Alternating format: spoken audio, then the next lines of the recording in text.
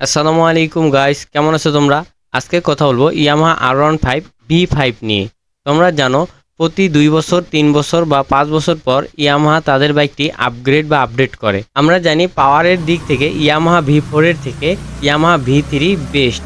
পাওয়ারই বলো, মাইলেজই বলো আর ইনিশিয়াল পাওয়ারই বলো, সব দিক দিয়ে ইয়ামাহা V3 আগায় আছে, কিন্তু V4টা অত বেশি একটা ভালো না। এবার কোম্পানি তাদের ভুলগুলো সংশোধন করে নতুন বাইকটি লঞ্চ করতেছে Yamaha R15 V5।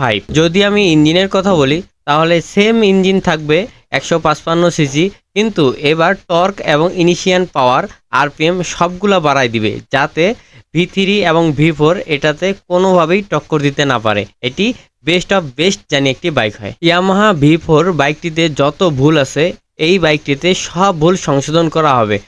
Yamaha V4 এ যে ফিচারগুলো আছে, traction control, ABS, double ABS, quick shifter, সাধারণ জিপিএস, ব্লুটুথ কানেক্টিভিটি, যেটা আমরা এর আগেও দেখেছি। আগে যা ফিচার ছিল এবার সেগুলো ফিচার তো পাবোই, তার সাথে আমরা পাওয়ার পাবো এবং লুক পাবো। এই লুকটার কথা যদি আসি তাহলে আমরা ইয়ামাহা R6 যে বাইকটা আছে সেটা হুবহু কপি করে R15 V5 এর কপি মডেল হয়ে যাবে।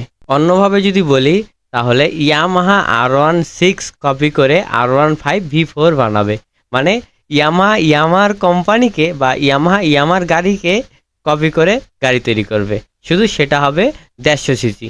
এখন আমাদের ভেবে দেখতে হবে যে R6 মডেলে R15 V5 লুকটা কেমন হইতে পারে এবং এর ইনিশিয়াল পাওয়ার বলতে পিক আপ দেওয়ার সাথে সাথে দৌড়, এইগুলা টর্ক আর পাওয়ার কেমন হইতে পারে শুধু আমরা অপেক্ষা করতে পারি।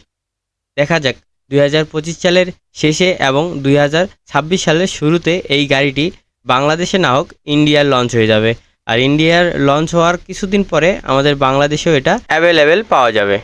সো আমরা এখন অপেক্ষা করি। এরপর ইয়ামাহা কোম্পানি নতুন কোনো আপডেট সম্পর্কে তথ্য রিলিজ করে তাহলে আমি নিশ্চয়ই সেটা তোমাদের জানাবো। আজকে এই পর্যন্তই, বাই, আসসালামু আলাইকুম।